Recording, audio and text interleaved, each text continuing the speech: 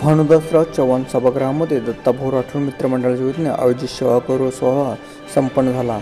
यावेळी मोठ्या प्रमाणात जे सेवेमधून निवृत्त झालेले यांचा सत्कार दत्ताभाऊ राठोड मित्रमंडळाच्या वतीने करण्यात आला। यावेळी मोठ्या प्रमाणात मान्यवरांची उपस्थिती होती। बद रखते हैं जुबान लब कला नहीं करते, चांद के आगे सितारे बोला नहीं करते। बस इसी बात से जाने जाते हैं हमारे दत्ताभाऊ राठौड़, क्योंकि वो दूसरे की बोली बोला नहीं करते, दूसरे की बोली बोला नहीं करते। शिवलाल महाराज की आत्मसात करणे जे वाईट वाटेचं म्हणून सोडायचं मला लागायचं की ही आत्मपरीक्षण श्री यंगस्टर जात असलेला भारत देशाचं म्हणून करायचं होतं आणि जे उपकार अभिकाणू अनेक लोक ये सेवानिवृत्त महानुभाव करण्याचं वोच कार्य राठौड़ रमेश भाऊ ये भी समोर आहेत।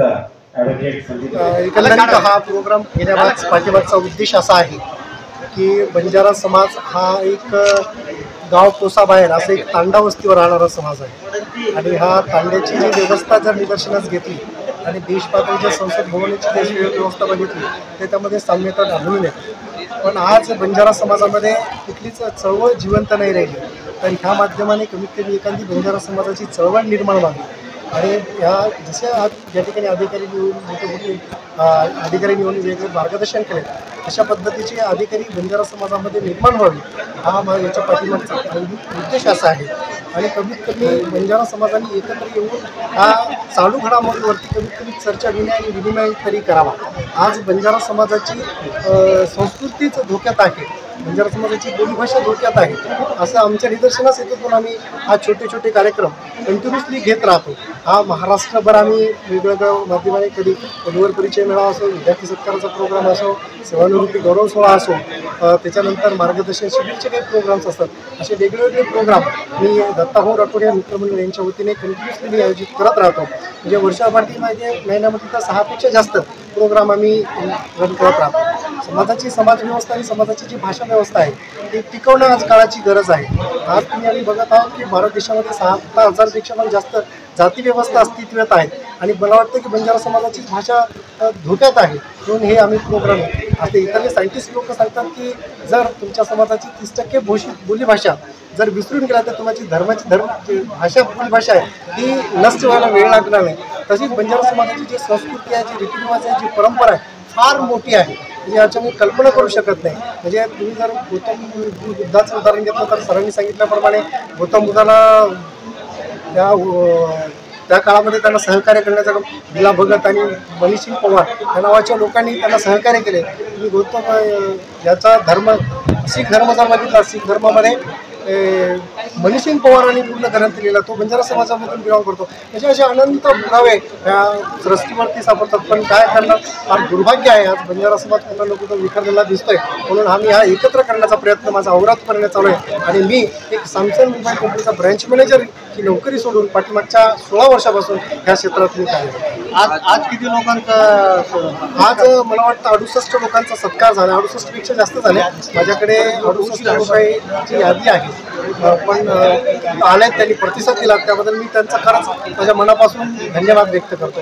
विशेषतः विनय राठोड सर या ठिकाणी वेळ काढून एवढा वेळ थांबलेत, म्हणजे त्यांच्याकडे 1 मिनिट पण वेळ नसतो, 3 तास या कार्यक्रमात थांबले, म्हणून त्यांचा पण मी माझ्या मनापासून आभार व्यक्त करतो। तुम्ही सगळं कार्यक्रम सामाजिक कार्यक्रम घेत असतात, हे कार्यक्रम सर्व एकत्र आणण्याचा उपक्रम आणि संकल्पना कशी सुचली तुम्हाला? एकंदरीत सर मी एक तांड्यातून आलेलो आहे। माझी हिस्ट्री सांगितली तर फार विचित्र आहे। मी एका बसमध्ये ट्रेनमध्ये पेन विकणारा माणूस आहे। मी पेन विकणारा आणि मला एक मुलगी बघायला जायची होती।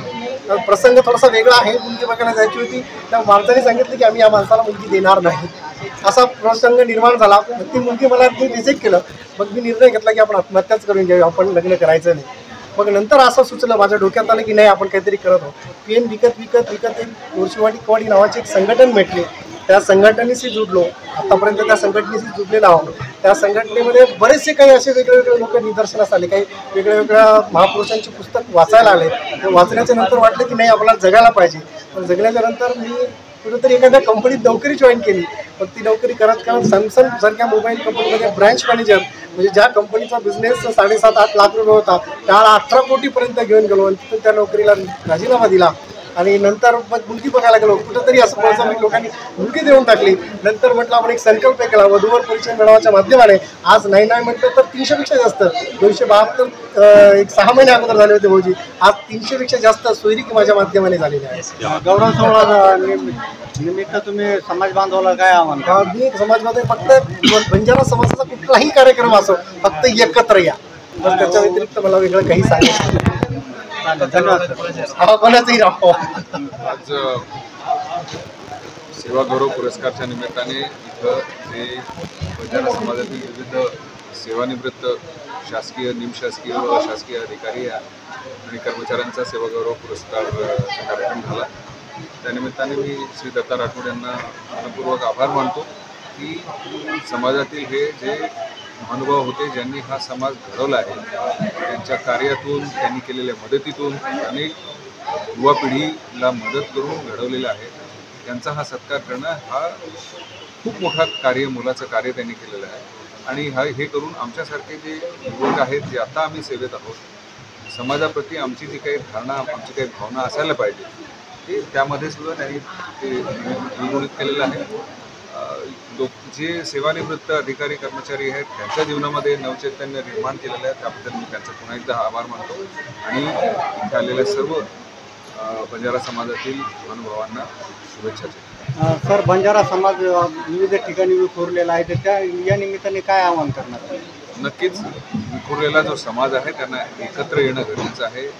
त्यांनी संघटित होणं गरजेचं आहे आणि सगळ्यात महत्त्वाचं जे विदुष्ट समाजामध्ये पसरलेलं आहे तो काढून आपला समाज कसा पुढे जाईल याच्याबद्दल सर्वांनी विचार केला.